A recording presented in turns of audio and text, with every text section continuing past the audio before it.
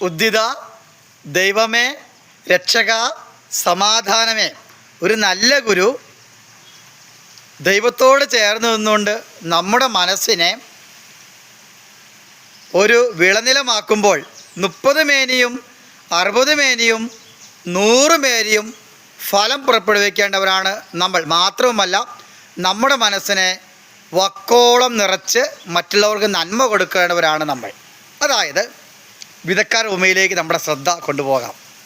അതായത് നമ്മുടെ ജീവിതത്തിൽ നാം മനസ്സിലാക്കിയ പ്രധാനപ്പെട്ട കാര്യം 2 തരം എനർജി ഗ്രൂപ്പുകൾ. ഒന്ന് പോസിറ്റീവ് എനർജി, മറ്റൊന്ന് നെഗറ്റീവ് എനർജി. ഈ പോസിറ്റീവ് എനർജിയാണോ നെഗറ്റീവ് എനർജിയാണോ നാം സ്വീകരിക്കേണ്ടതെന്ന് നമ്മുടെ മനസ്സിനെ ആശ്രയിച്ചിരിക്കുകയാണ്. എവിടെ ചെന്നാലും എവിടെയായാലും നല്ലൊരു ഗുരുവായ വിധക്കാരൻ ദൈവത്തോട് ചേർന്ന് നമ്മോടൊപ്പം ഉണ്ടായിരിക്കും.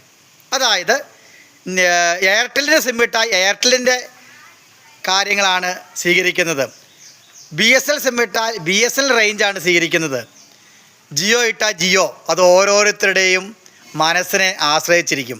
ഇത്തരത്തിൽ നമ്മുടെ ജീവിതത്തിൽ, അതായത് നമ്മളാണ് വയൽ, നമ്മുടെ മനസ്സ്.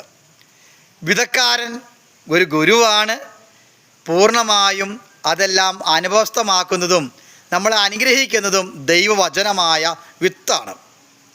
അപ്പോൾ ഈ ദൈവവചനമായ വിത്ത് നമ്മുടെ മനസ്സിലെ ആശ്രയിച്ചായിരിക്കും വളരുന്നത്. അതായത് ഈ മനസ്സിലേക്ക് ഏത് തരത്തിലും വിത്തുകൾ വിതയ്ക്കപ്പെടുന്ന സ്ഥലങ്ങളാണ് നമ്മുടെ ഓരോരുത്തരുടെയും ജോലി സ്ഥലങ്ങൾ. അപ്പോൾ ഈ നല്ല പോസിറ്റീവ് എനർജി നമ്മുടെ ജീവിതത്തിലേക്ക് സ്വീകരിക്കുകയാണെങ്കിൽ അത് നമ്മുടെ ഉള്ളിൻ്റെ ഉള്ളിൽ വസിക്കുന്ന നെഗറ്റീവ് എനർജിയും ഉണ്ടായിരിക്കും. ഇതിൽ കല്ലുകളെന്ന് ഉദ്ദേശിക്കുന്നത്, പാറ എന്ന് ഉദ്ദേശിക്കുന്നത് നമ്മുടെ കഠിന സ്വഭാവമാണ്. അതുപോലെ മണ്ണ്, ചില സ്ഥലത്ത് മണ്ണൊക്കെ ഉണ്ടെന്ന് പറയുന്നത് കുറച്ച് നല്ലതും കുറച്ച് മോശസ്ഥലവുമായിട്ടുള്ള, ചിലത് കുറച്ച് കഠിനഹൃദയവും കുറച്ച് സോഫ്റ്റുമായ അവസ്ഥയാണ്. അതുപോലെ തന്നെ കർത്താവ് പറയുന്നത് മുള്ളുകൾ നിറഞ്ഞ എടുത്ത് വിത്ത് വീണു, വചനം വീണു. അതിൻ്റെ അർത്ഥം നമ്മളിലുള്ള തഴക്കുദോഷങ്ങൾ, നമ്മളിലുള്ള കുറവുകൾ, നമ്മളിലുള്ള പിടിവാശികൾ, നമ്മളിലുള്ള ഒത്തിരി പ്രശ്നങ്ങളുണ്ട്. അവയാണ് കർത്താവ് ഉദ്ദേശിക്കുന്നത്. അവ നമ്മുടെ ഈ തഴക്കുദോഷങ്ങളും കുറവുകളെല്ലാം ഞെരുക്കിക്കളയും മറ്റ് കുറച്ചുള്ള നല്ല അവസരങ്ങളെ. അപ്പോൾ നമ്മുടെ ജീവിതത്തിൽ ആത്മീയ ആനന്ദത്തോടൊപ്പം